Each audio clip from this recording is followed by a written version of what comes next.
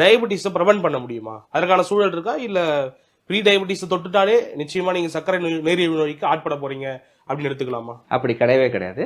நம்ம pre diabetic ஸ்டேஜ்ல இருந்தோம் அப்படின்னா நிச்சயம் சர்க்கரை நோய் நம்மள தாக்காம நம்ம வச்சுக்க முடியும். ப்ரிவென்ட் பண்ண முடியுமான்னு கேட்டா சில பேருக்கு தான் ப்ரிவென்ட் பண்ண முடியும். பட் பல பேருக்கு அது வராம தடுக்க முடியும். ப்ரொகாசினேட், தள்ளி போடுறது, அது கண்டிப்பா வாய்ப்பு இருக்குது. தள்ளி போடுறதுன்னா அதுக்கு நம்ம மெடிகேஷன் எடுத்துக்கிட்டே தான் இருக்கணுமா? அப்படி அவசியம் இல்லை. ப்ரீ டயபெட்டிஸை பொறுத்த வரைக்கும் எக்ஸசைஸ் அண்ட் டயட் இது ரெண்டும் தான் ரொம்ப ரொம்ப முக்கியமானது. ஃபர்ஸ்ட் உணவு, ரெண்டாவது உடற்பயிற்சி, மூணாவது உறக்கம். ரொம்ப ரொம்ப முக்கியம். இப்ப எல்லாருக்குமே ஸ்ட்ரெஸ் ஆச்சுன்னா அதுல இருந்து டைவர்ட் ஆகுறதுக்காக என்ன பண்றாங்கன்னா நைட் கண்டிப்பா அந்த வீடியோஸ் பார்த்துக்கிட்டே இருக்கிறாங்க. யூடியூப்ல, இன்ஸ்டாகிராம்ல, ஃபேஸ்புக்ல பார்த்துக்கிட்டே இருக்கிறாங்க.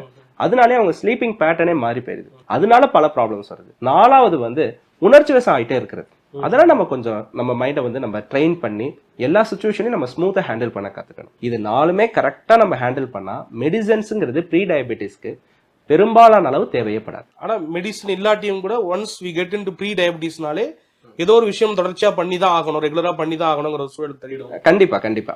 நார்மலா நம்ம இப்போ ஒருத்தன் என்ன வேணா பண்ணலாம் அப்படிங்கிற மாதிரி இயங்க முடியாது. ரெகுலரா எக்ஸசைஸ் பண்ணி தான் ஆகணும், அதெல்லாம் பண்ணி தான். நம்ம அப்படி யோசிக்கிறத விட ஏதோ ஒண்ணு அவங்க கரெக்டா பண்ணாததுனாலதான் அவங்க ப்ரீ டயபெட்டிஸே வந்திருக்கிறாங்க. அப்ப இனிமே அவங்க ஏதோ ஒண்ணு பண்ணிதான் ஆகணும்னு நினைக்கிறத விட இனிமே அவங்க நல்லா வாழ்ந்தாலே போதும், கண்டிப்பா சர்க்கரை நோய் வராம அவங்க